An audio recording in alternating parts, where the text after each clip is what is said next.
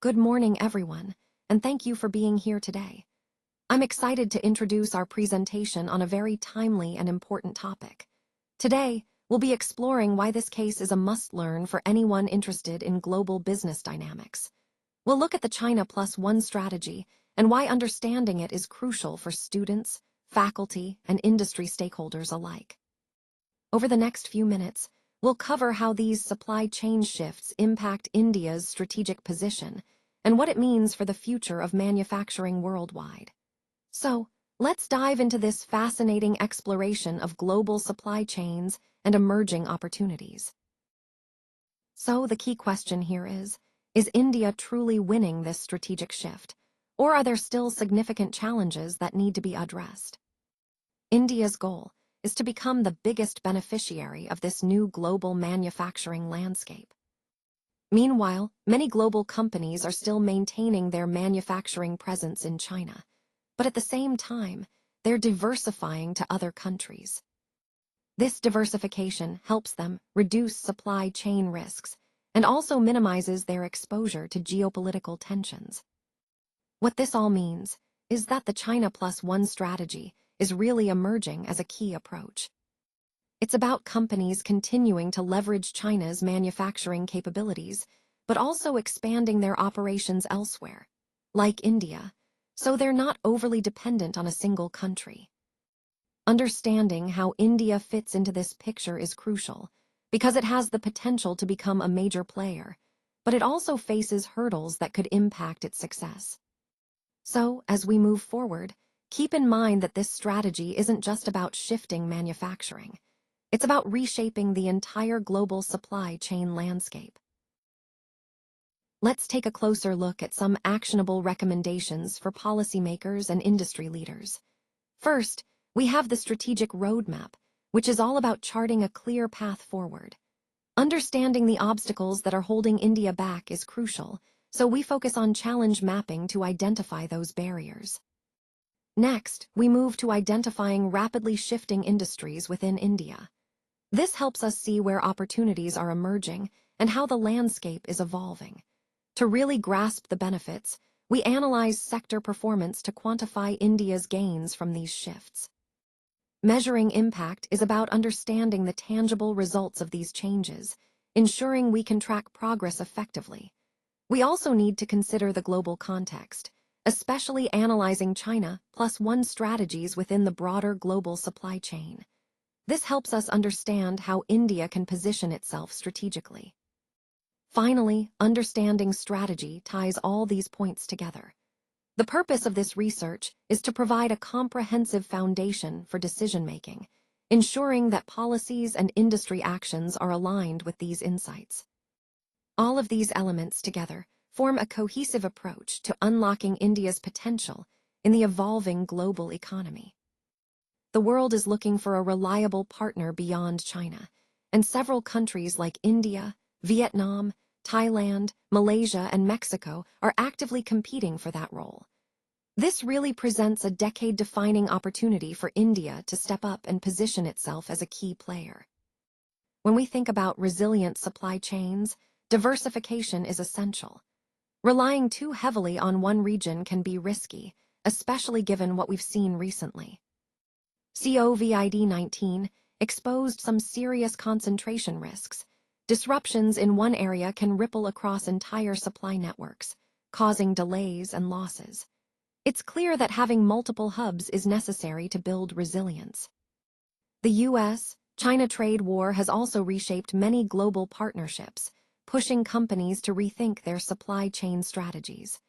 Geopolitical tensions are adding another layer of complexity, making diversification not just smart, but essential.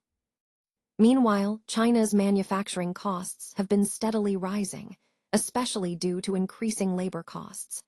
This trend makes alternative manufacturing hubs even more attractive for companies aiming to stay competitive.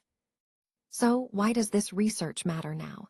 Because understanding these shifts and challenges helps us make informed decisions and seize the opportunities that lie ahead in this evolving global landscape. Now, let's delve into the key questions that are guiding our analysis. First, we need to understand what changes India must implement to become the top choice in the China+1 strategy. This involves identifying strategic improvements across various sectors and policies. Next, we look at why countries like Vietnam and Thailand are currently ahead of India in attracting investment. What are they doing differently that we need to learn from? Moving forward, we must evaluate whether India's infrastructure and policy ecosystem truly meet global expectations, because these are critical for attracting and sustaining investment. We also want to identify which sectors, like electronics, pharma, or textiles, are transitioning rapidly into India, signaling where our strengths are or where we need to focus more. Lastly, we need to map out India's biggest opportunities within the China+1 strategy, so we can prioritize efforts and resources effectively. These questions are essential. They help us understand the current landscape, identify gaps, and chart a clear path forward to make India a more attractive and competitive destination for global investors. Let's take a closer look at the key industrial clusters within India. Tamil Nadu, Gujarat, Uttar Pradesh, and Karnataka are some of the most prominent hubs, each with their unique strengths and specializations. These regions serve as vital centers for manufacturing and industrial activity, contributing significantly to the country's economic growth.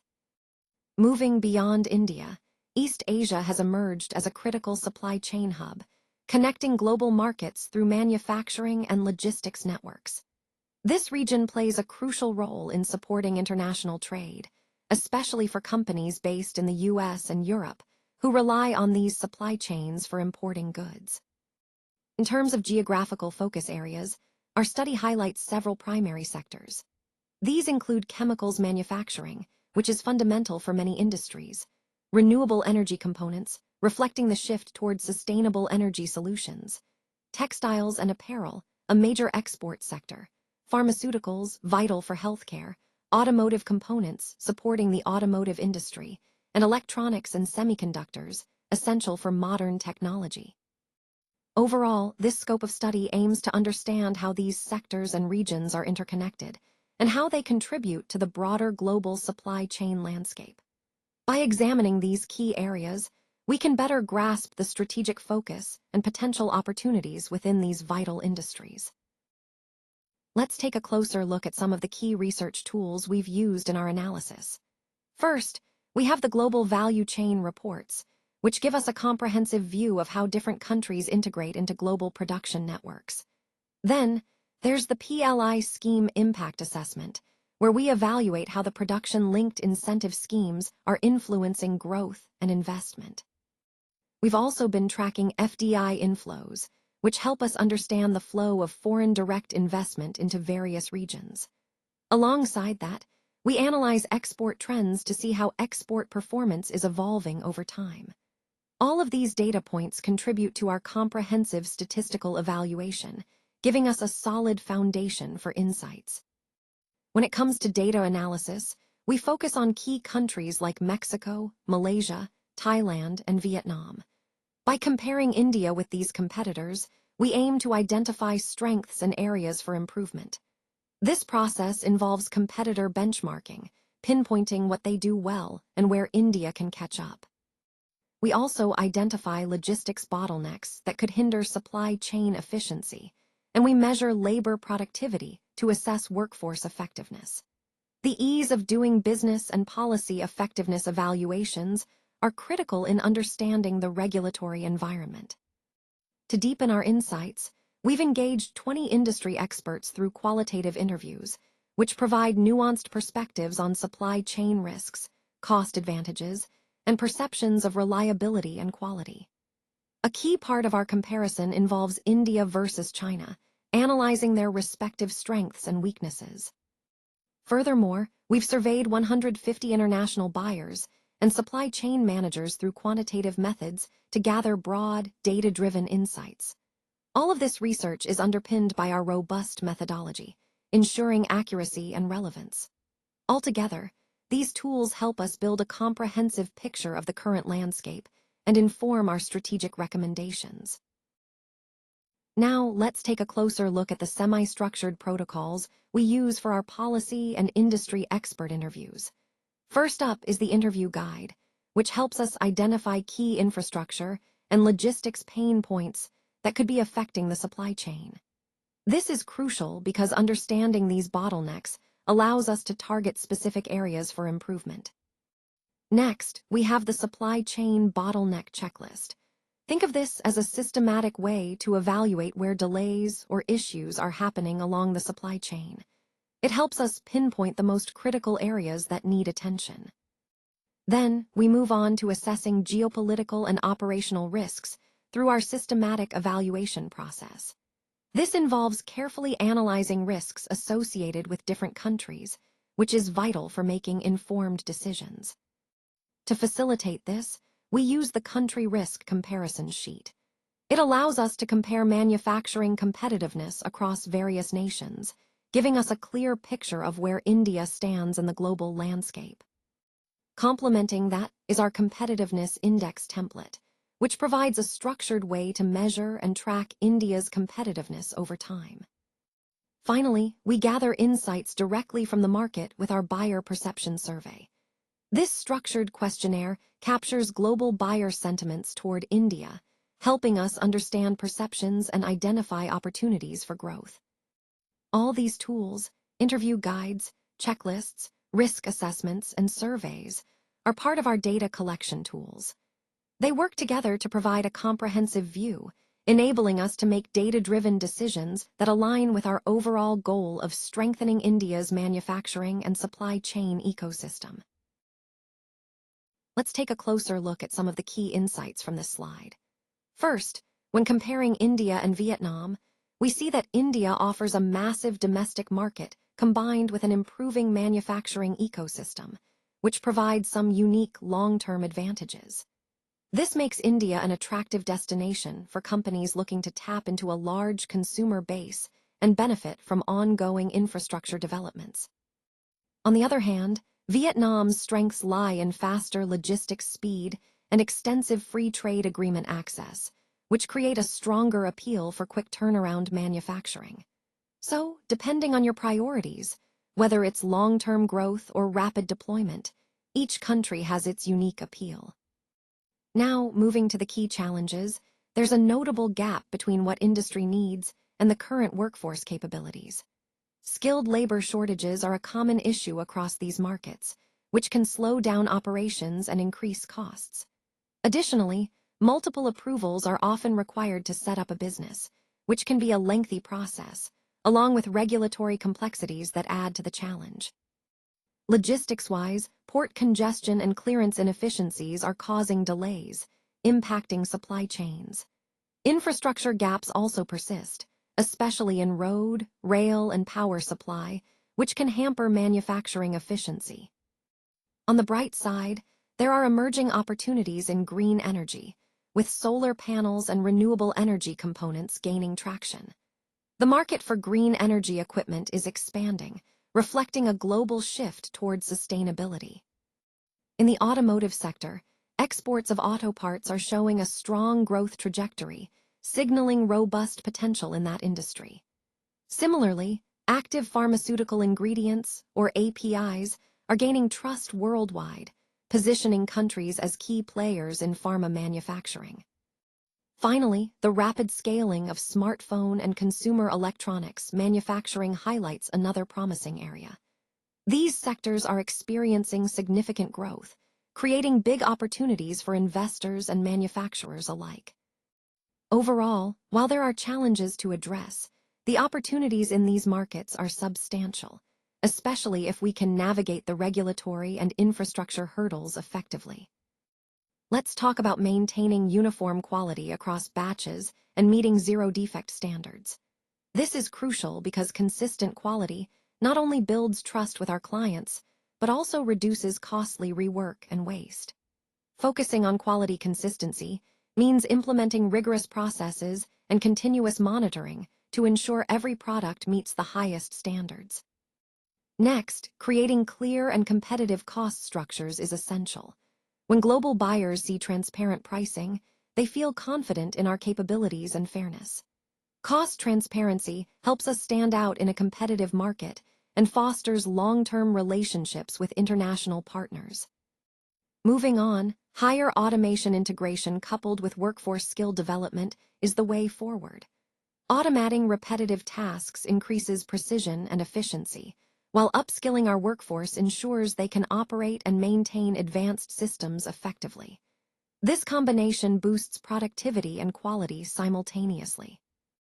Building capability for faster production cycles and reliable timelines is another key point. In today's fast-paced world, quick turnaround times give us a competitive edge. Investing in agile processes and planning helps us meet delivery deadlines consistently, strengthening our reputation. Finally, implementing international quality certifications and manufacturing protocols is vital for gaining global acceptance. Certifications serve as proof of our commitment to quality standards recognized worldwide, opening doors to new markets and assuring customers of our reliability. What Indian manufacturers must do, then, is focus on these areas, enhancing quality, transparency, automation, speed, and standards. The implications for our industry are clear. Embracing these strategies will help us become more competitive, reliable, and trusted players on the global stage. Let's start by looking at how we can simplify export regulations and documentation requirements. By doing so, we can significantly reduce the compliance burden on businesses, making it easier and faster for companies to export their products without getting bogged down in complex paperwork. Next, investing in workforce training is crucial. We need to focus on building skills in electronics, robotics, and emerging technologies. This kind of skill development ensures our workforce stays competitive and ready to meet future industry demands. Moving on, we should broaden the scope of production-linked incentives, or PLI, to include more industries. This expansion can stimulate growth across multiple sectors by encouraging innovation and investment. Additionally, streamlining approval systems is vital for fostering a more business-friendly environment. Implementing a single-window clearance system can help us speed up the process of setting up new businesses and projects. Fast-tracking port modernization and improving transport infrastructure is another key area. Modern logistics facilities reduce costs and transit times, boosting our overall competitiveness in global markets. Lastly, negotiating more free trade agreements is essential for expanding our market access. A broader FTA network can open up new opportunities for our exporters and help integrate our economy more deeply into the global supply chain. All these measures have important implications for government and policymakers. By focusing on these areas, we can create a more conducive environment for growth, innovation, and global integration, ultimately supporting our overall economic development.